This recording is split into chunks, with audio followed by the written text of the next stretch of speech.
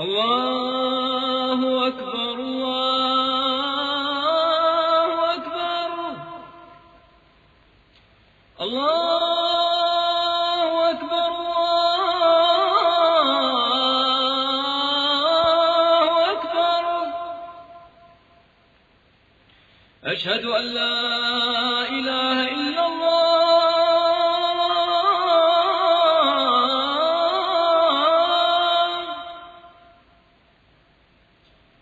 أشهد أن لا إله إلا الله.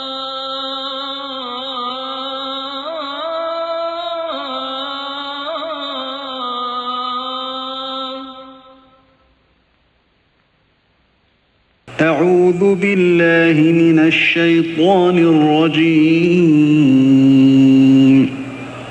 بسم الله الرحمن الرحيم. يا أيها الذين آمنوا أطيعوا الله وأطيعوا الرسول وأولي الأمر منكم فإن تنازعتم في شيء فردوه إلى الله والرسول إن كنتم تؤمنون بالله واليوم الآخر ذلك خير وأحسن تأويلا.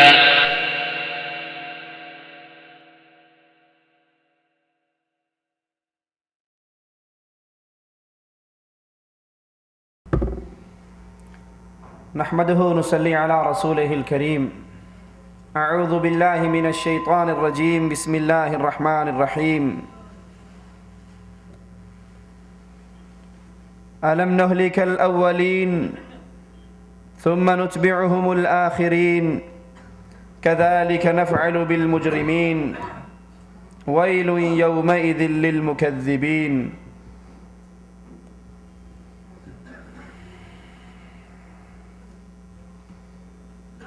دلوں کی سختی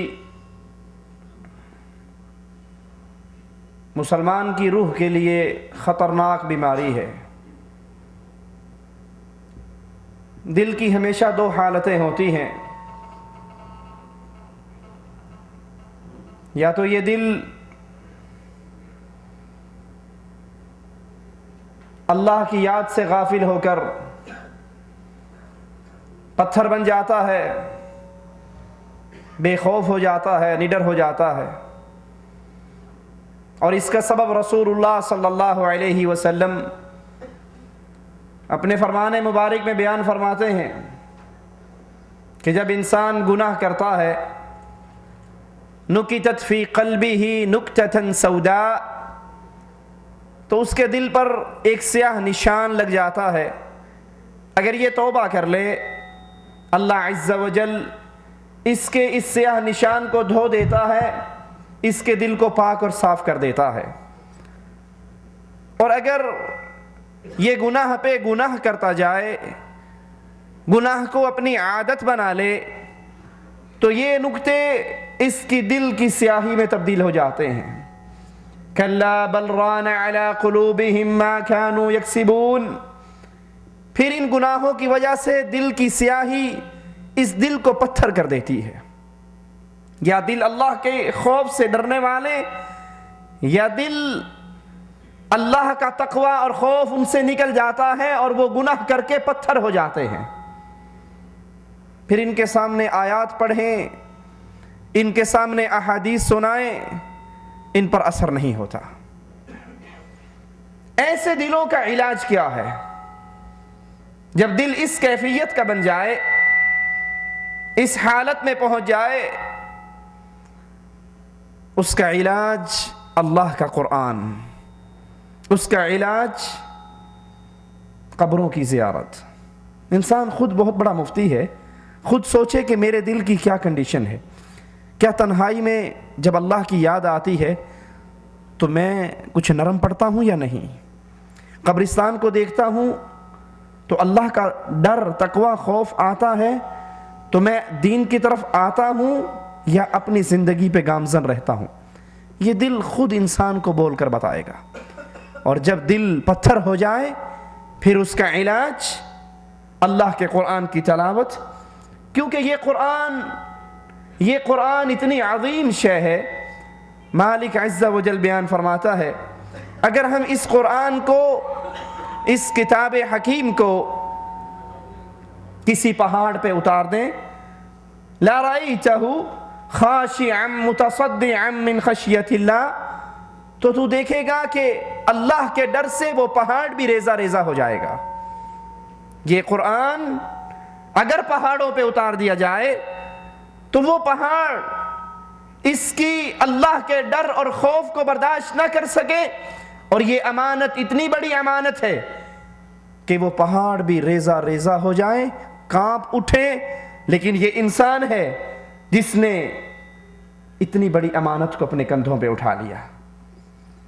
آج کی ہماری گفتگو کا عنوان، اے انسان این جارک غداً، یہ آنے والا کل، اس کل میں تیرا ٹھکانہ کہاں ہے؟ اس کل میں تو اور میں کس جگہ پر ہوں گے؟ کیونکہ عمر کتنی ہی لمبی ہو جائے، بالآخر اس نے ختم ہو جانا ہے۔ عمر کتنی ہی طویل ہو جائے، بالآخر اس عمر نے ختم ہو جانا ہے۔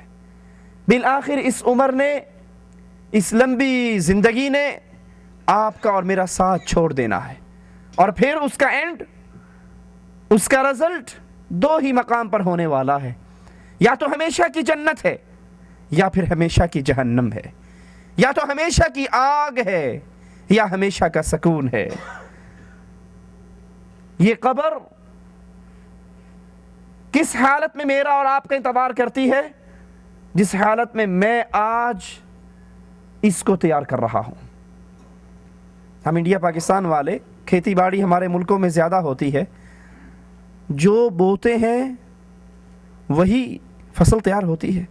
کبھی یہ تو نہیں ہوا کہ کسی نے گندم کاشت کی ہو اور کاٹنے کے وقت اس کی فصل کے اندر چاول کھڑے ہوں۔ جو وہ بوئے گا وہی کاٹ لے گا۔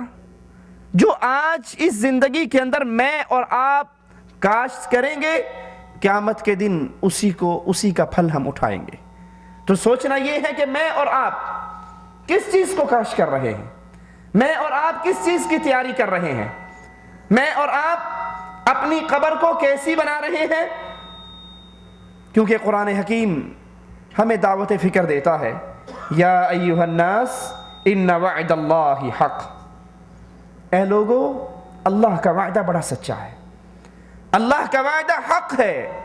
یہ موت کا وعدہ، دوبارہ اٹھائے جانے کا وعدہ، اس دنیا کو چھوڑ کر گزر جانے کا وعدہ، قیامت کے دن اللہ کے دربار میں پیشی کا وعدہ، ان وعد اللہ حق، یہ وعدہ بڑا سچا ہے، اس میں کوئی شک نہیں، اس میں کوئی شبہ نہیں، اس سے کسی کو فرار نہیں۔ فلا تغرنکم الحیات الدنیا، دنیا کی یہ رنگینیاں، دنیا کا یہ آرام، دنیا کے یہ مزے، دنیا کی یہ روشنیاں، دنیا کی دل کو بہلانے والی یہ حرکتیں کہیں تمہیں اور ہمیں دھوکے میں نہ ڈال دیں اس موت سے جو موت قریب سے قریب تر ہوتی جا رہی ہے۔ وَلَا يَغُرَّنَّكُمْ بِاللَّهِ الْغَرُورُ، کہیں تم اللہ کے ساتھ دھوکے میں نہ آ جاؤ، کہیں یہ بات تمہاری سمجھ سے نہ نکل جائے کہ کتنی ہی لمبی زندگی گزار لیں، بالآخر ایک دن مرنا ہے اور مر کر اللہ کے دربار میں پیش ہونا ہے۔ ان الشیطان، یہ دھوکے میں کیسے آؤ گے؟ یہ شیطان تمہارے لیے نت نئے منصوبے بنا کر لائے گا۔ ان الشیطان لکم عدو، یہ تمہارا کھلا ہوا دشمن ہے۔ یہ کہے گا اے جہاں میٹھا اگلا جہاں کہ ڈٹھا، کون مرتا ہے کون اٹھتا ہے، بابر عیش کو اس کے عالم دوبارہ نیست۔ مولوی ویسے ہی ڈرانے کی باتیں کرتے ہیں، کس نے مرنا ہے کس نے اٹھنا ہے۔ یہ زندگی بڑی مزیدار ہے، یہ زندگی بڑی میٹھی ہے، یہ بہترین کوٹھی، یہ بہترین مکان، یہ بہترین کاروبار۔ تو مالک کہتا ہے کہیں شیطان تمہیں دھوکے میں نہ ڈال دے، وہ تمہارا دشمن ہے۔ فَاتَّخِذُوهُ عَدُوًّا، تم بھی اس کو دشمن پکڑو، اس کو دوست نہ بناؤ۔ یہ تمہیں بلاتا ہے تاکہ تمہیں اپنی پارٹی میں شامل کر کے ہمیشہ کی جہنم کے اندر داخل کر دے۔ سوچئے، کیا قبرستان آباد نہیں ہو رہے؟ کیا قبریں آباد نہیں ہو رہی؟ کیا مٹی ان کفنوں کو چاٹ نہیں رہی؟ کیا مٹی ان جسموں کو جو مردوں کی صورت میں اس قبر میں دفن ہوتے ہیں، کیا مٹی ان کو کھا نہیں رہی؟ کیا کیڑے لاشوں کو صاف نہیں کر رہے؟ کیا وہ ان کی لاشیں ہیں جنہیں موت آنی ہے اور ہم وہ ہیں جن کو موت نہیں آنی؟ کیا میں اور آپ، میری اور آپ کی زندگی یہ موت پروف ہے؟ نہیں۔ وَلَن يُؤَخِّرَ اللَّهُ نَفْسًا إِذَا جَاءَ أَجَلُهَا۔ آج ہم سنتے ہیں فلاں ابن فلاں مر گیا، اس کے جنازے کو کندھا دیتے ہیں، اس کی لاش انڈیا پاکستان بھیجنے کے لیے چندہ دیتے ہیں، تو کبھی نہ بھولیں آج غیر کے جنازے کی خبر سننے والے کل کو غیر تیرے جنازے کی بھی خبر سنے گا۔ آج کسی کی لاش کو کندھا دینے والے کل کو کوئی تجھے بھی کندھا دے گا۔ آج کسی کے یتیموں کے سر پہ ہاتھ رکھنے والے یہ دن تجھ پر بھی آنا ہے، اور جب یہ دن آنا ہے مالک کا اعلان ہے وَلَن يُؤَخِّرَ اللَّهُ نَفْسًا إِذَا جَاءَ أَجَلُهَا۔ جب انسان کا وقت آ جاتا ہے پھر اس میں ایک لمحے کی تقدیم اور تاخیر نہیں ہوا کرتی۔ یہ قبر آواز لگاتی ہے، جس قبر کو میں اور آپ بھول چکے ہیں۔ یہ قبر آواز لگاتی ہے، اے میرے اوپر روشنیوں میں گھومنے والے، میرے اندر اندھیرا گپ ہے۔ آپ اور میں اپنے کمروں کی سجاوٹ کرتے ہیں نا، کچھ نہیں، بلب نہیں، ٹیوب لائٹ، کچھ نہ کچھ ڈیکوریشن کرتے ہیں۔ یہ کمرہ میرا اور آپ کا کمرہ نہیں ہے، یہ تو وارثوں کا ہے۔ میرا اور آپ کا کمرہ تو یہ زمین کے اندر ہے۔ اپنے ان کمروں کو سجانے والے، کیا تو نے اس اصل قبر کو سجا لیا؟ اے میرے اوپر گھومنے والے، ایک دن تو آئے گا، میرے اندر ہوگا۔ میرے اندر اپنے دوستوں سے ہنسی مذاق اور کہہ کے گونجتے ہیں، لیکن جس دن میرے اندر آئے گا تو تنہا ہوگا۔ میرے اوپر رہ کر تو دنیا کی نعمتیں کھاتا ہے، میرے اندر تیرے جسم کو کیڑے اور مکوڑے کھائیں گے۔ یہ قبر کی آواز ہے، یہ زبان حال سے پکارتی ہے۔ کیوں؟ کیونکہ اس کا جہان بڑا شدید ہے۔ آئیے قرآن حکیم کی ان آیات پہ غور کرتے ہیں۔ مالک اعلان فرماتا ہے وَيْلٌ يَوْمَئِذٍ لِّلْمُكَذِّبِينَ۔ جس دن یہ گھڑی قائم ہوگی، رسول اللہ صلی اللہ علیہ وسلم کا فرمان ہے اِذَا مَاتَ الْإِنسان قَامَتْ قِيَامَتُهُ۔ انسان جب مرتا ہے، مرتے ہی اس کی قیامت کا آغاز ہو جاتا ہے۔ یہ قبر یا تو جنت کا باغ ہے یا جہنم کا گڑھا ہے۔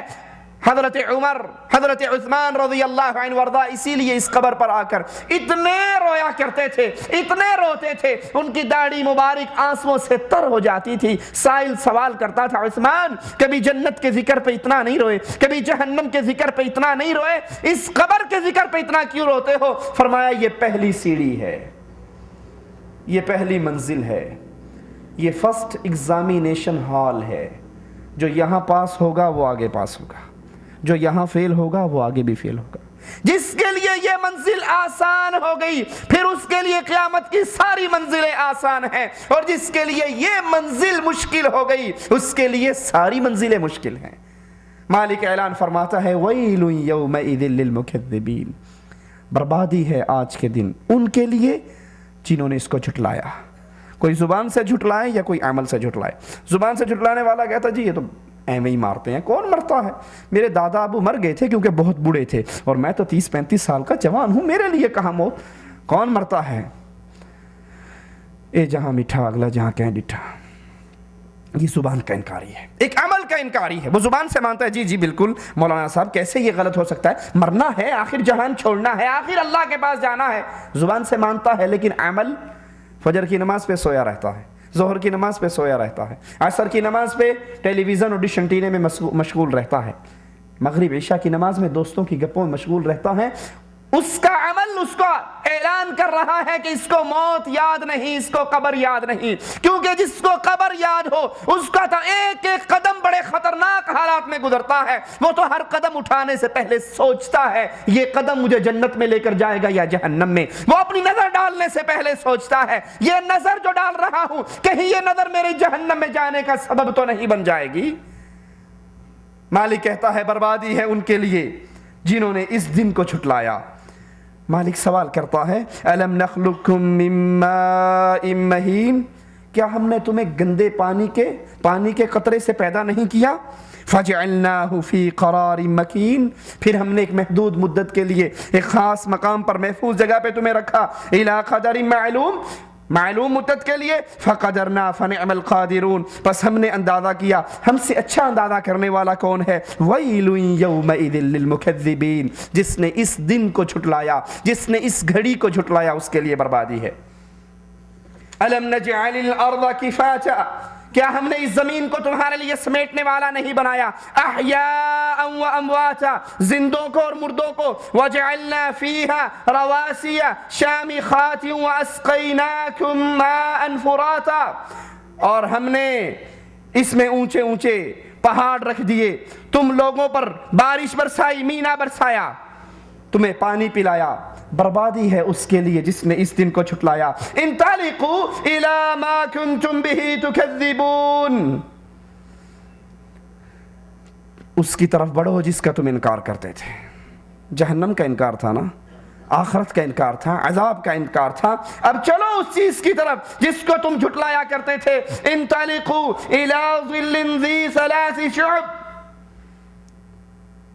یہ وہ قیامت کے مناظر ہیں یارو، یہ وہ اللہ عز و جل کی قرآن کی وہ آیات ہیں۔ مومن جب ان آیات کو پڑھتا ہے اس کا دل نرم ہو جاتا ہے۔ بڑھئے قیامت کی طرف، آئیے اس چیز کی طرف جس کو تم جھٹلایا کرتے تھے۔ دوزخ کی طرف آگے ہو، اس کے اندر نہ تمہارے لیے آرام ہے، نہ اس کے اندر تمہارے لیے سکون ہے، بلکہ بربادی ہی بربادی ہے۔ ھذا یوم لا ینطقون، یہ دن بڑا کٹھن دن ہے۔ اس دن کو یاد کر کے رسول اللہ صلی اللہ علیہ وسلم کی زوجہ محترمہ حضرت عائشہ، اللہ کے نبی آپ کی گود کے اندر لیٹے ہوئے، ان کی آنکھوں سے آنسو گرتے ہیں۔ رسول اللہ صلی اللہ علیہ وسلم کے چہرے مبارک پر آپ اٹھ کے بیٹھ جاتے ہیں۔ عائشہ کیوں روتی ہو؟ کہا اللہ کے نبی قیامت کا دن یاد آ گیا۔ اے اللہ کے نبی صلی اللہ علیہ وسلم سے سوال کیا گیا، کائنات میں سب سے زیادہ پیار کس سے کرتے ہو؟ کہا عائشہ سے۔ کہا مردوں میں کس سے کرتے ہو؟ کہا عائشہ کے باپ صدیق سے۔ اتنی محبت اور پیار والی ہستی حضرت عائشہ کی، پوچھتی ہیں اللہ کے نبی کیا قیامت کے دن آپ مجھے یاد رکھو گے؟ کہا عائشہ نہیں، 3 موقع ایسے آنے والے ہیں کوئی کسی کو یاد نہیں رکھے گا۔ جب صراط کا موقع آئے گا کوئی کسی کو یاد نہیں رکھے گا، جب میزان کا موقع آئے گا ترازو لگیں گے کوئی کسی کو یاد نہیں رکھے گا، اور جب نامہ اعمال تقسیم ہونے لگیں گے کوئی کسی کو یاد نہیں رکھے گا۔ ہر آدمی دوسرے کو بھول رہا ہے۔ یہ قرآن کی آیات ہیں، یہ رسول اللہ صلی اللہ علیہ وسلم کے ارشادات ہیں۔ یہ وقت جب آئے گا، جب میزان لگے گا، نیکیاں تولی جائیں گی، پھر باپ اولاد سے، اولاد ماں باپ سے، بھائی بھائی سے، بہن بھائی سے، بیوی خاوند سے، ہر ہستی دوسری ذات سے بھاگے گی، فرار چاہے گی۔ یوم یفر المرء من اخیہ وامہ وابیہ وصاحبتہ وبنیہ لکل امرئ منہم یومئذ شأن یغنیہ۔ ہر کوئی دوسرے سے بھاگ رہا ہے، اور ہر ذات، ہر ہستی چاہتی کیا ہے کہ آج ساری دنیا پکڑی جائے، میں اکیلا چھوٹ جاؤں، ساروں کو اللہ جہنم میں ڈال دے۔ نہ باپ کو بیٹوں کی فکر، نہ بھائی کو بھائی کی فکر، نہ دوست کو حبیب کی فکر، ان کا دل چاہ رہا ہے آج سب کو جہنم میں ڈال دیا جائے اور صرف میں بچ جاؤں، صرف میں بچ جاؤں۔ یہ حشر کا منظر ہے، یہ قیامت کے مناظر ہیں، کسی ڈرامے کے سین نہیں ہیں، کسی فلم کے ڈائلاگ نہیں ہیں، یہ مالک کا کلام ہے۔ رب اعلان کرتا ہے یوم یخرجون من الاجداث سراعا کانہم الی نصب یوفضون۔ یہ عمر جتنی مرضی لمبی گزار لو، بالآخر اس کا اینڈ ہونا ہے اور پھر اللہ کے لیے قیام ہونا ہے۔ جس دن کا منظر مالک بیان فرما رہا ہے، اس دن یہ اپنی قبروں سے نکل کر بھاگیں گے ایسے جیسے شکاری اپنے جال میں شکار کے پھنس جانے کے بعد بھاگا کرتا ہے۔ خاشعة ابصارهم ترهقهم ذلة ذلك اليوم الذي كانوا يوعدون۔ ان کی آنکھیں خاشعة ابصارهم، ان کی آنکھیں جھکی ہوئی، ترهقهم ذلة، اس پہ ذلت چڑھی ہوئی، اپنی دنیا کا ایک ایک عمل یاد آئے گا، اپنی دنیا کی زندگی یاد آئے گی، دنیا میں کیے ہوئے اعمال یاد آئیں گے۔ تو پھر اعلان کیا ہو رہا ہے؟ ذلك اليوم، دنیا کے اندر تو انکار کرتے تھے، دنیا کے اندر تو کہتے تھے کون مرے گا، کون اٹھے گا، ویسے ہی باتیں ہی کرتے ہیں، ڈرایا ہی کرتے ہیں۔ ذالک اليوم، آؤ یہ وہ دن ہے، یہ قیامت کا دن، یہ یہ حشر کا دن، یہ قیامت کا منظر ہے. ذالک الیوم، یہ وہ دن ہے الذی کانوا یوعدون، جس کا تم سے دنیا کے اندر وعدہ کیا جاتا تھا. آخرت کے سفر کا تصور کیجئے، قبر کی رات کا تصور کیجئے، امیر ہو یا غریب، چھوٹا ہو یا بڑا. یہ آخرت کا سفر آپ کی اور میری مرضی سے ہونے والا نہیں، اچانک ہوگا. جب آئے گی موت اچانک آئے گی، جب آئے گی پھر مہلت نہیں دے گی. میرا وقت آئے گی تو کسی اور کو اٹھا کر نہیں لے جائے گی، میرا نمبر ہوگا تو میں ہی اس دنیا کو چھوڑ کر روانہ ہوں گا. اس منزل کا ذکر کیجئے، اس منزل کے سفر کو اپنے سامنے رکھیے، جس کا اختتام یا جنت پر یا جہنم پر. دو ہی صورتیں ہیں، اور جب یہ لاش چلنی ہے، ایک ایک آدمی کی لاش چلنی ہے، قبر کی طرف چلتی ہے. تین چیزیں اس کے ساتھ ہیں، اس کا مال، اس کا اہل و عیال، اس کے اعمال. نہ مال نے اس کے ساتھ جانا ہے، نہ بیگم بچوں نے، نہ بھائی نے، نہ باپ نے، نہ بیوی نے، نہ بیٹے نے، نہ دوست نے، نہ حبیب نے، نہ شریک نے، کوئی اس کے ساتھ نہیں جائے گا. تنہا مال، لاش ابھی باہر پڑی ہوتی ہے، تقسیم پہلے ہی ہو جاتی ہے. وہ کہتا ہے ابا جان یہ مجھے دے گئے تھے، ابا جان یہ میرے نام کروا گئے تھے، ابا جان یہ حصہ، یہ پلاٹ، یہ زمین، یہ سونا، یہ پہلے ہی مجھے میرے نام لکھوا کر گئے تھے، اسٹامپ فارم پہ لکھوا دیا تھا. ابھی انسان کی لاش زمین میں داخل نہیں ہوئی کہ اس کے مال کا بٹوارا ہو گیا. اسی لیے رسول اللہ صلی اللہ علیہ وسلم پوچھتے ہیں تم میں سے کون ہے جو غیر کے مال کا محافظ بننا پسند کرتا ہے اپنے مال کی بجائے؟ کہا اللہ کے نبی صلی اللہ علیہ وسلم ایسا تو کوئی بھی نہیں، ہم میں تو ہر بندہ اپنے مال کی فکر کرتا ہے.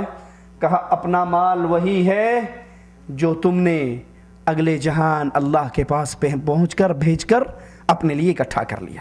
اب جو باقی ہے، جو ہی موت کا وقت آئے گا، جو ہی یہ روح اور جسم کے رشتے ٹوٹیں گے، وہ مال تقسیم ہو جائے گا، وہ تمہارا نہیں رہے گا، وہ تمہارے غیر کا بن جائے گا. تین چیزیں جا رہی ہیں، نہ مال قبر میں اترتا ہے، نہ اہل و عیال قبر میں اترتے ہیں، بلکہ یہ زبان حال سے آواز لگاتے ہیں قبر کے اندر پہنچنے کے بعد کہ چھوڑ گئے تجھے، واپس چلے گئے. اور اگر یہ سارے تیرے ساتھ باقی بھی رہتے تجھے کوئی فائدہ نہ دیتے. اگر یہ جنت بن گئی تو پھر شکر کیجئے، اور اگر یہ جہنم کا گڑھا ہے تو اپنے آپ پہ ملامت کیجئے، اپنی زندگی پہ ملامت کیجئے. یہ سفر تو بالآخر اینڈ ہونا ہے، اس سفر کا تو بالآخر اختتام ہونا ہے. لاش چل رہی ہے، مال بھی ساتھ ہے، اہل و عیال بھی ساتھ ہیں، یہ دونوں چیزیں چھوڑ کے بھاگ جاتی ہیں. وَيَبْقَى وَاحِدٌ، ایک چیز آپ کے اور میرے ساتھ جانے والی ہے، وہ آپ کے اور میرے اعمال ہیں. انتہائی خوبصورت شکل میں نیک آدمی کے اعمال آئیں گے. یہ پوچھے گا تو کون ہے؟ وہ جواب میں کہے گا میں تیرے نیک اعمال ہوں. فجر کی اذان ہوتی تو اپنے گرم نرم بستر کو چھوڑ دیتا، تو کتنا ہی اہم کام کر رہا ہوتا. حی علی الصلاۃ کی آواز سنتے ہی اپنے اس کام کو بند کر دیتا.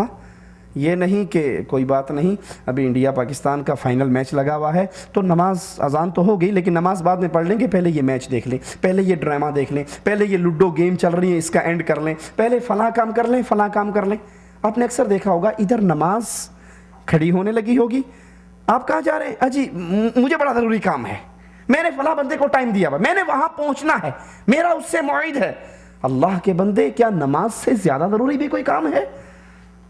ہمیں سارے کام یاد آتے ہی تب ہیں جب مؤذن کہتا ہے حی علی الصلاۃ. نیک بندے کے نیک اعمال خوبصورت شکل میں پہنچیں گے. یہ پوچھے گا من انت، تو کون ہے؟ وہ کہے گا میں تیری وہ نیکی ہوں جو دنیا میں کر کے آیا. پریشان نہ ہو، اس قبر کے اندر تجھے کوئی تنہائی، کوئی پریشانی نہیں ہوگی. میں تیرا دل بہلانے والا، تیرا دوست، تیرے اعمال تیرے ساتھ ہوں. آسمان سے آواز دینے والا آواز دے گا افریشوہ من الجنہ البسوہ من الجنہ، اس کے نیچے جنت کے لبادے بچھا دو، اس کو جنت کے لبادے پہنا دو، اس کے لیے جنت کی کھڑکی کھول دو. کیوں؟ ان قد صدق عبدی، یہ بندہ سچا، عقیدہ سچا، عمل سچا، کردار میں سچا، یہ اللہ کا بڑا پیارا، اللہ کا بڑا پیار کرنے والا، اللہ کا دوست ہے، یہ اللہ کا پیارا ہے. اس کے نیچے جنت کے بسترے، اس کے اوپر جنت کے لبادے، اس کے لیے جنت کی کھڑکی. اور اگر زندگی اس کے الٹ ہے، ٹائم پیس کمرے میں ہے لیکن الارم کتنے بجے کا لگاتے ہیں؟ صبح 7 بجے کا. کیوں؟ 7:30 ڈیوٹی پر پہنچنا ہے تو 7 بجے اٹھ کے ناشتہ کریں گے اور دل کیا تو 2 رکعتیں ٹھونگے مار لیں گے اور جا کر ڈیوٹی پہ پہنچ جائیں گے، کیونکہ ڈیوٹی اہم ہے۔ نعمتیں تو ہیں، تو پھر یاد کر لیجئے یہ زندگی مسلمان کی زندگی نہیں۔ تو یہ انسان جو ہی قبر میں دفن ہوگا، ڈراؤنی شکل کے اندر اس کے پاس نوجوان آئیں گے، پوچھے گا من انت، تیری شکل اتنی خطرناک ہے، تو ہے کون؟ وہ جواب میں کہے گا میں تیرے وہ گناہ ہوں جو تو دنیا میں کر کے آیا، میں تیرے وہ گناہ ہوں جو دنیا میں کر کے آیا۔ آواز دینے والا آواز دے گا ان قد کذب عبدی، یہ بندہ گندا، اس کی سوچ گندی، اس کا کردار گندا، افرشوہ من النار، اس کے نیچے جہنم کی آگ بچھا دو، البسوہ من النار، اس کے اوپر جہنم کی آگ چڑھا دو اور اس کے لیے جہنم کی کھڑکی کھول دو۔ ان قد کذب عبدی، یہ بندہ گندا، عقیدے میں، ایمان میں، عمل میں، کردار میں، ہر لحاظ سے گندا، اللہ کا اس سے کوئی محبت اور کوئی رشتہ، کوئی دوستی اور کوئی تعلق نہیں، اس کے نیچے جہنم کی آگ بچھا دیجئے۔ حضرت کعب عمر بن عبدالعزیز رحمۃ اللہ علیہ خلیفہ راشد کے دربار میں پہنچتے ہیں اور حضرت عمر کو دیکھ کے پریشان ہو کر پوچھتے ہیں عمر تجھے کیا ہوا؟ تو عرب کا سب سے حسین سردار نوجوان تھا، پیارے نرم کپڑے پہننے والا، نرم جگہ پر بیٹھنے والا، اگر میں تجھے دربار کے اندر بیٹھا ہوا نہ دیکھتا تو تیرا یہ ڈھانچہ، کمزور جسم، پرانے سے کپڑے، یہ دیکھ کر میں شاید تجھے پہچان نہ سکتا۔ عمر تجھے کیا ہوا؟ عمر بن عبدالعزیز کہتے ہیں اگر تو میرے مرنے کے اور دفن ہونے کے 3 دن بعد مجھے دیکھے تو پھر تیرا کیا حال ہوگا؟ جب یہ آنکھیں بے نور ہو کے گر چکی ہوں گی، جب اس جسم کے گوشت کو جانور اور کیڑے کھا چکے ہوں گے، جب میری قبر، اس دنیا سے میرا تعلق ٹوٹ کے میں ہمیشہ کے لیے اس میں قبر میں قیامت تک کے لیے اس میں دفن ہو چکا ہوں گا، اگر اس حالت میں میری لاش کو دیکھے تو تیرا کیا حال ہوگا؟ عمر کی یہ بات سن کر ان کی ساری مجلس والے رونے لگے، عمر بن عبدالعزیز بھی روئے، ان کی مجلس کے لوگ بھی روئے۔ یہ تو ان کی حالت ہے جو اللہ کے پیارے ہیں، یہ ان کے دلوں کا خوف اور ڈر ہے۔ ذرا سوچئے کبھی میرے اور آپ کے دل کے اندر بھی یہ خوف اور ڈر آیا؟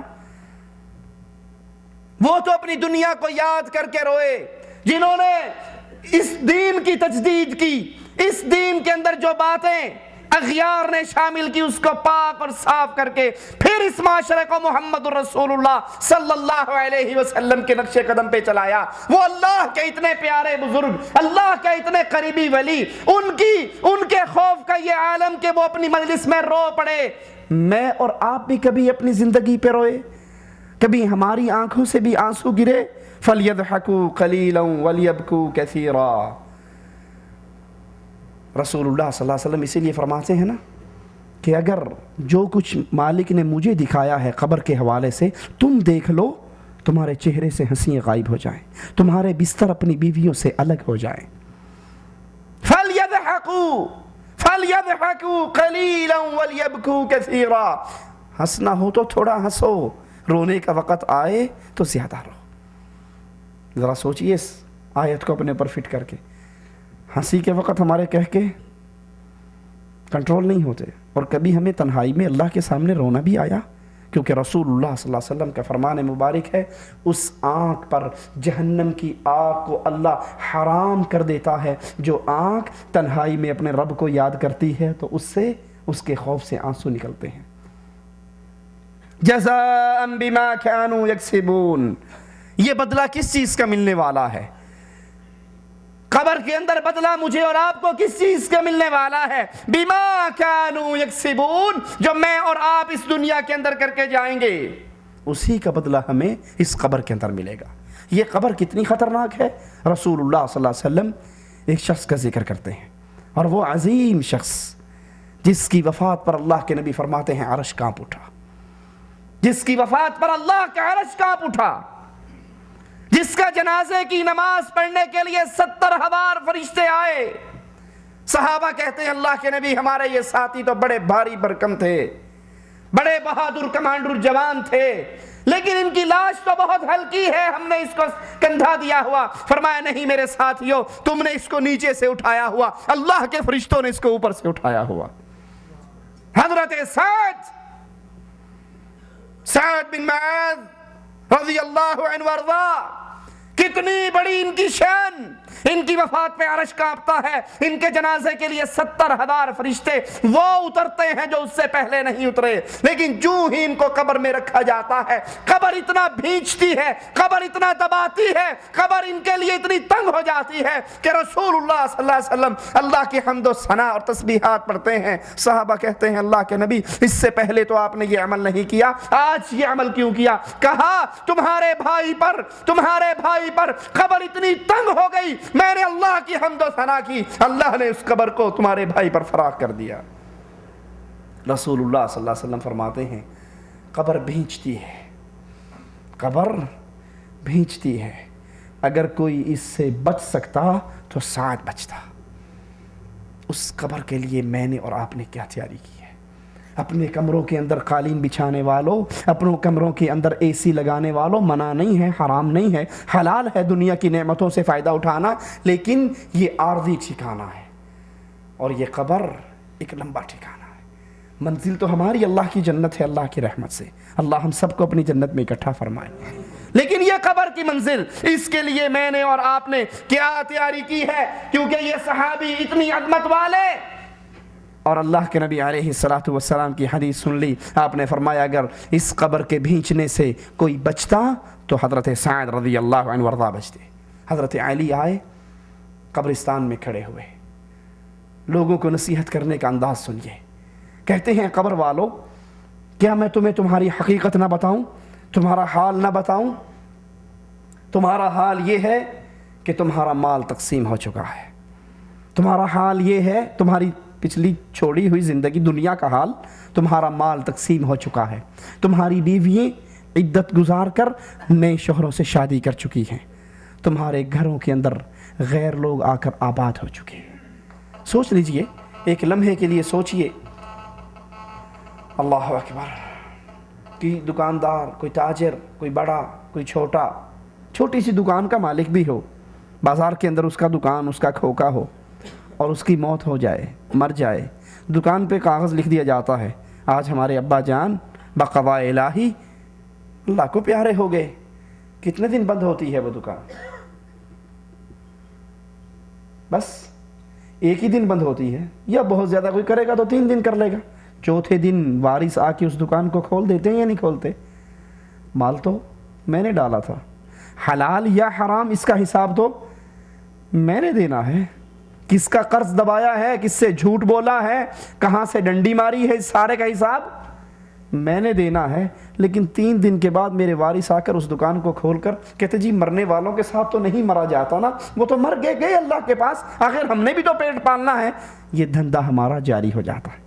مال تقسیم ہو گئے، بیویوں نے عدت کے بعد نئے نکاح کر لیے، وہ مکان، وہ کوٹھیاں، وہ گھر جو تم نے بڑی محبت سے بنائے تھے، پیچھے 6 بھائی، ان کے اندر اتفاق نہ ہو سکا، بٹوارا ہو گیا، کوٹھی بیچ کر انہوں نے پیسے آپس میں بانٹ لیے، جس کوٹھی کو تو نے بڑی محبت سے تیار کروایا تھا، آج اس کوٹھی کے اندر غیر لوگ آباد ہیں۔ لیکن یہ قبر میرا اور تیرا گھر ہے، اس میں غیر نہیں آ سکتا، کوئی دوسرے کی قبر میں، کوئی دوسرے کی موت کے وقت پہ نہیں مر سکتا۔ جس نے مرنا ہے اپنے موقع پر، جس نے دفن ہونا ہے اپنی قبر کے اندر۔ اور قرآن حکیم نقشہ کھینچتا ہے، کم ترکوا من جنات وعیون وزروع ومقام کریم، کتنے ہی محلات، کتنے ہی باغات، کتنے ہی چشمے بہنے، ایسے باغات جس میں چشمے بہتے ہیں، کتنے ہی چھوڑ کر لوگ چلے جاتے ہیں، بہترین مکان، بہترین کوٹھیاں چھوڑ کر چلے گئے۔ وَنَعْمَةٍ كَانُوا فِيهَا فَاكِهِينَ كَذَلِكَ وَأَوْرَثْنَاهَا قَوْمًا آخَرِينَ، یہ دنیا والے کتنے ہی ایسے لوگ ہیں جو اپنے اپنے محلات کو، اپنے اپنے کاروبار کو، اپنی اپنی کوٹھیوں کو چھوڑ کر روانہ ہو جاتے ہیں، اور ہم ان کے اس مال و متاع کا وارث کسی اور کو بنا دیتے ہیں۔ یہ تو نظام ہے اللہ کا، چل رہا ہے، چلتا رہے گا۔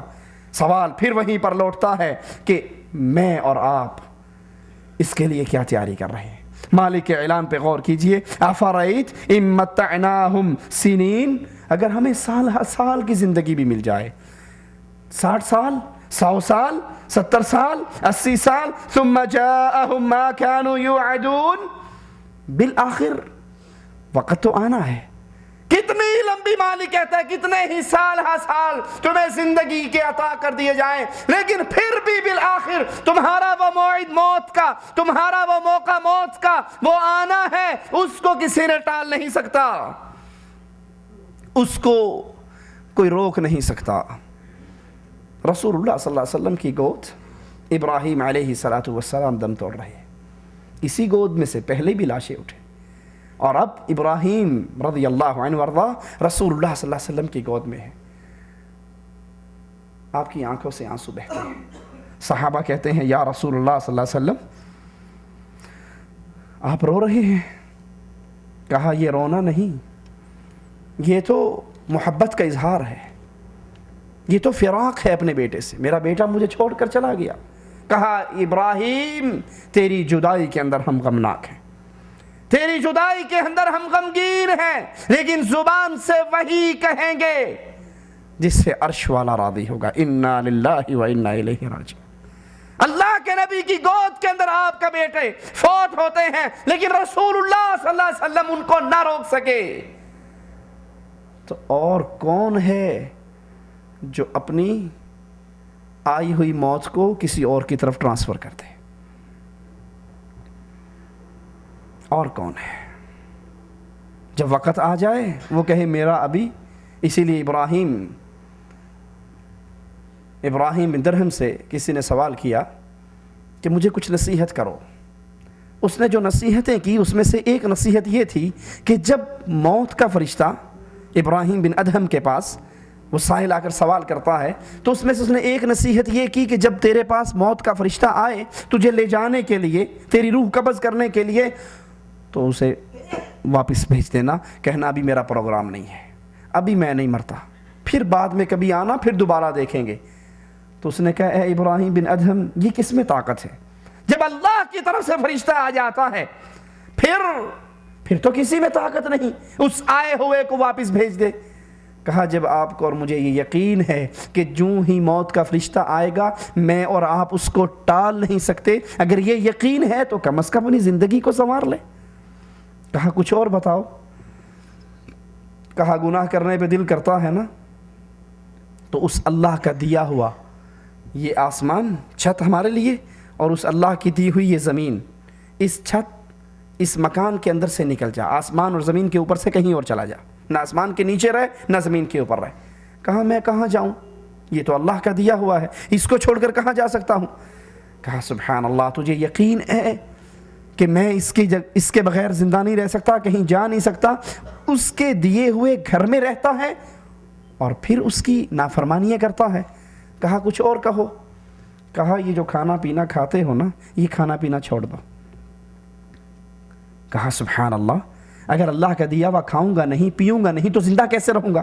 کہا اس کے گھر میں رہتا ہے، اس کا دیا ہوا کھاتا ہے، اس کے گھر میں رہتا ہے، اس کا دیا ہوا کھاتا ہے، پھر بھی اس کو ناراض کرتا ہے۔ کہا کچھ اور بتاؤ؟ کہا جب گناہ کرنے کو جی کرے تو ایسی جگہ پہ جا کر کرو جہاں تجھے وہ اللہ نہ دیکھ سکے۔ کہا سبحان اللہ، ایسی جگہ کون سی ہے؟ اللہ تو کالی چیونٹی، کالی رات، کالے پہاڑ کی جڑ میں اگر چلے مالک اس کو وہاں پر بھی دیکھتا ہے، اس کا رزق اس کو دیتا ہے، اس کے پاؤں کی دھمک اللہ اپنے عرش پہ سنتا ہے، میں وہاں کہاں جاؤں؟ کہا اس کے گھر میں رہتا ہے، اس کا دیا ہوا رزق کھاتا ہے اور اس کی آنکھوں کے سامنے رہتا ہے، پھر بھی اس کو ناراض کرتا ہے۔ کہا اچھا اور بتاؤ؟ کہا جب موت کا فرشتہ آئے تو کہنا میرا پروگرام نہیں۔ کہا کچھ اور بتاؤ؟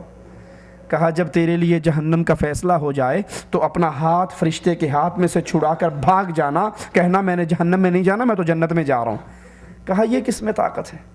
یہ طاقت کس میں ہے کہ مالک فیصلہ کر دے جہنم میں ڈالنے کا اور میں اپنا ہاتھ چھڑا لوں؟ کہا جب زبان اور دل ان ساری باتوں کی گواہی دیتا ہے کہ اس کسی میں ان باتوں کو لوٹانے کی طاقت نہیں، تو پھر کم از کم اس اللہ سے اپنا تعلق درست کر لے کہ قبر سے اور موت سے بچانے والی کوئی ایسی چیز نہیں جو تیرے اور تیری موت کے درمیان رکاوٹ ہو جائے۔ حضرت براء بن عازب روایت فرماتے ہیں کہ ہم رسول اللہ صلی اللہ علیہ وسلم کے ساتھ ایک انصاری کے جنازے کے لیے نکلے، ہم قبر کے قریب بیٹھ گئے۔ اللہ کے نبی علیہ الصلوۃ والسلام کے ہاتھ کے اندر عصا ہے، لکڑی ہے۔ آپ اپنے صحابہ سے کہتے ہیں، میرے صحابہ اس قبر کے عذاب سے اللہ کی پناہ مانگو، اس قبر کے عذاب سے اللہ کی پناہ مانگو۔ آپ روئے اور سب کو رلایا، کہا یا اخوانی لمثل هذا فعیت، اے میرے بھائیو اس قبر کے لیے تیاری کر لو، اس قبر کے لیے اس دنیا کے اندر کچھ کر کے جاؤ، کیونکہ یہ سفر بالآخر ہونا ہے۔ اور حالت کیا ہوگی؟ جو ہی مومن بندے کا یہ آخرت کا سفر شروع ہوگا، جہاں تک اس کی نگاہ جاتی ہے حسین صورت کے اندر فرشتے آ کر بیٹھ جائیں گے، جہاں تک اس کی نگاہ جاتی ہے۔ پھر آخر میں موت کا فرشتہ آئے گا، اس کے سرہانے پر بیٹھے گا اور اسے کیا کہے گا؟ یا ایتھا النفس الطیبہ، یا ایتھا النفس المطمئنہ، اللہم اجعلنا منہم ومعاہم وفیہم، اللہ ہمیں ان خوش نصیبوں میں شامل فرمانا۔ اے پاکیزہ روح، اے پاک روح، اے طیب روح، اے بہترین روح، باہر نکل، اخرجی الی ربک، اپنے رب کی طرف چل، راض عنک غیر غضبان، اور تجھے خوشخبری سناتے ہیں، چل اپنے رب کی طرف چل، تیرا اللہ تجھ سے راضی ہے، تجھ پہ بالکل بھی ناراض نہیں ہے۔ اس کو روح نکلے گی۔ عائشہ رضی اللہ تعالی عنہ فرماتی ہیں، مشکیزہ کے اندر، مشکیزہ سمجھتے ہیں نا، چمڑے کا جس میں پانی بھرا جاتا ہے، مشکیزہ کے اندر فل پانی بھرا ہوا ہو اور اس کا منہ اچانک کھول دو تو وہ پانی کیسے چھلانگ مار کے باہر آتا ہے۔ کہا مومن انسان کی روح اسی طرح نکلے گی۔ فرشتے جنت کے بہترین لبادے اس کے اندر لپٹی ہوئی اس کو لپیٹ لیں گے، بہترین لباس، بہترین خوشبو، جنت کی خوشبو، اور ایک فرشتے سے دوسرے فرشتے کے ہاتھوں میں ہوتی ہوئی یہ آسمان کی طرف بلند ہوگی۔ زمین و آسمان کا یہ منطقہ خوشبوؤں سے بھر جائے گا۔ آسمان سے اترنے والا ہر فرشتہ مبارکباد دے کر کہے گا مبارک ہو، کس کی روح لے کر جا رہے ہو؟ تو اس آدمی کا جو سب سے پیارا نام دنیا میں لیا جاتا تھا، وہ نام لے کر فرشتے کہیں گے فلاں ابن فلاں کی روح ہے، فلاں ابن فلاں کی روح ہے۔ آسمان کی طرف بلند ہوگی، اس کو اللہ کے مہمانوں میں، اللہ کے پیاروں میں، اہل جنت کے اندر لکھ دیا جائے گا، کیونکہ اسی مٹی سے اللہ نے ہمیں پیدا کیا اور لکھنے کے بعد روح کو دوبارہ اسی قبر میں لٹا دیا جائے گا۔ اور مالک اعلان فرماتا ہے، میں نے تمہیں اسی سے پیدا کیا، میں تمہیں اسی میں لوٹاؤں گا، میں نے تمہیں قیامت کے دن پھر جب دوبارہ اٹھنا ہے تو اسی مٹی میں سے تم نکالے جاؤ گے۔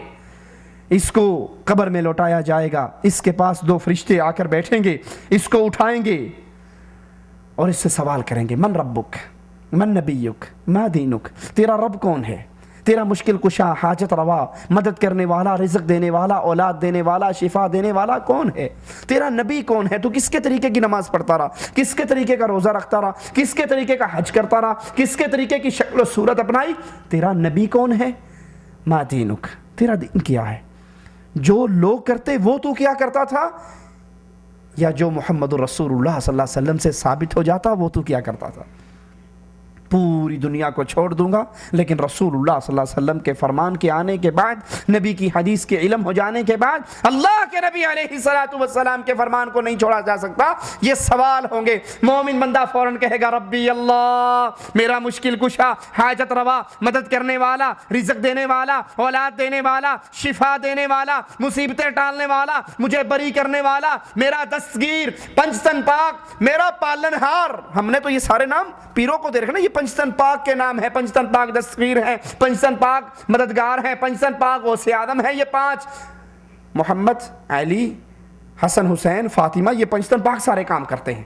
مومن بندہ کہے گا نہیں، میرا مشکل کشا، حاجت روا، غوث اعظم، بگڑی بنانے والا، میری دنیا کے، میری زندگی کے، میری آخرت کے ایک ایک عمل کو ٹھیک کرنے والا، ایک ایک عمل پہ اپنی رحمت سے اسے قبول کرنے والا، میرے رزق میں کشادگی کرنے والا، جس کے لیے میں سجدے کرتا، جس کے لیے میں رکوع کرتا، جس کے لیے نظر دیتا، جس کے لیے نیاز دیتا، جس کے سامنے پیشانی کو جھکاتا، وہ صرف ایک ربی اللہ، اللہ میرا رب ہے۔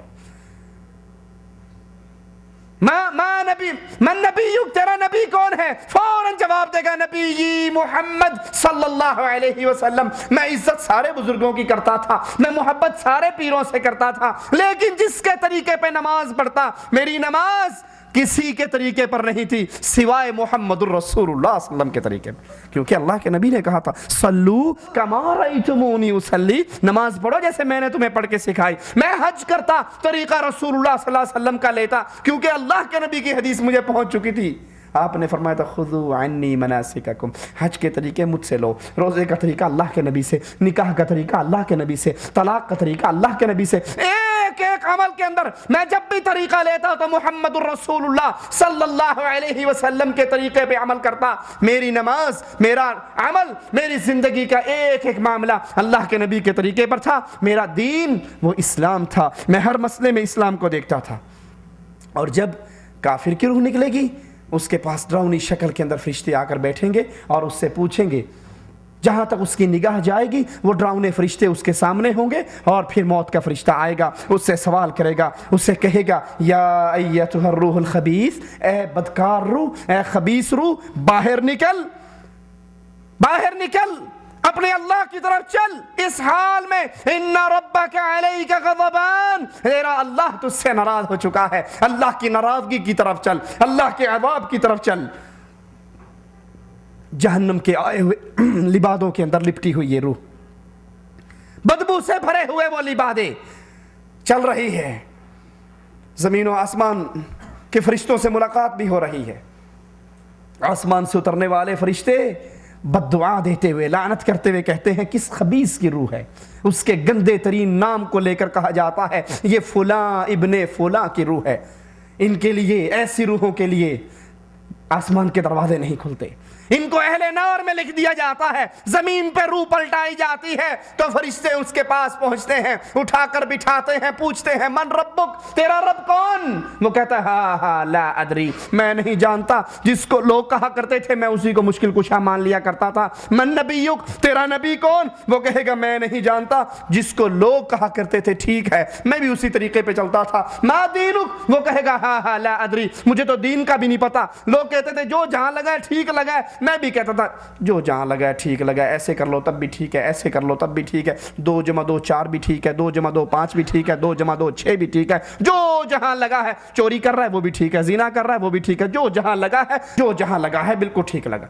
मुझे तो पता ही नहीं, लेकिन याद कर लीजिए ये वो इम्तिहान है कब्र का जिसमें कोई सप्लीमेंट्री नहीं है, जिससे कोई रिटेस्ट नहीं है, जिससे कोई वापसी का चांस नहीं है। ये दुनिया ख़त्म हो जाने वाली दुनिया है। एक अल्लाह का नेक बंदा एक बहुत बड़े महल के पास से, कसर के पास से गुजरता है। लोग बड़े इकट्ठे हुए हुए, तो पूछता है क्या बात है, क्यों इकट्ठे हैं? कहा ये एक अमीर साहब ने, एक बादशाह ने ये बनाया है, और वो कहता है कि इसमें से अगर कोई ख़राबी बयान करेगा ना कि इस महल में जो इस बादशाह ने बनाया है इसमें फरा खराबी है, उसको इतना बड़ा इनाम दिया जाएगा। यानी ये इतना खूबसूरत महल बना है कि इसमें कोई खराबी नहीं, अगर कोई खराबी बयान करेगा उसको इनाम मिलेगा। जिसकी नज़र अपनी कब्र को ठीक करने पर होती है उसका जवाब क्या ही अजीब है। उसने कहा इस महल को देखे और इसमें दाखिल हुए बगैर मैं इसकी 2 खराबियाँ बता सकता हूँ। कहा सुभान अल्लाह, हम इतनी देर से कोशिश कर रहे हैं, हमें नजर नहीं आई और तू बगैर देखे बगैर अंदर जाए? कहा हाँ। कहा क्या? कहा पहली खराबी तो ये है कि ये महल एक दिन आएगा मट्टी का ढेर बन जाएगा। दूसरी खराबी ये है जिसने इतनी मेहनत से इस महल को बनाया है वो भी फना हो जाएगा। दुनिया के अंदर न उसकी बका है न इस महल की बका है। अगर कोशिश करनी है, अगर मेहनत करनी है तो फिर उसके लिए उस कब्र को ठीक करना पड़ता है, जिसके बारे में रसूलुल्लाह सल्लल्लाहु अलैहि वसल्लम फरमाते हैं कि मैंने तुम्हें कब्रों पर जाने से मना किया था। इमाम अहमद रहमहुल्लाह से सवाल हुआ कि दिल नरम कैसे होते हैं, दिल मेरा नमाज की तरफ नहीं आ रहा, दिल मेरा कुरान की तरफ नहीं आ रहा, दिल मेरा दीन की तरफ नहीं आ रहा, तो मैं क्या करूं? दिल किस चीज़ से नरम होते हैं? इमाम अहमद रहमहुल्लाह फरमाते हैं दिल नरम होते हैं कब्रों की ज़ियारत से, क्योंकि रसूलुल्लाह सल्लल्लाहु अलैहि वसल्लम फरमाते हैं इन्नी नुहैतुकुम अन ज़ियारतिल क़ुबूर अला फ़ज़ूरूहा, मैंने तुम्हें कब्रों पर जाने से मना किया था और अब मैं तुम्हें इजाज़त देता हूँ, जाओ कब्रों की ज़ियारत करो।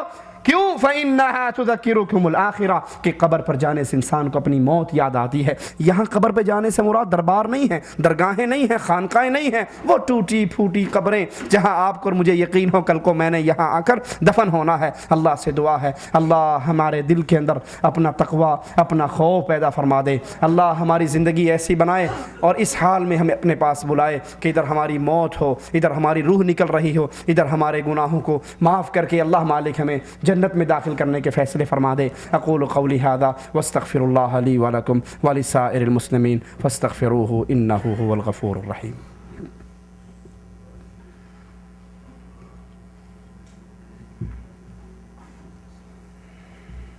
سبحانک اللہم وبحمدک اشہد ان لا الہ الا انت استغفرک واتوب الیک۔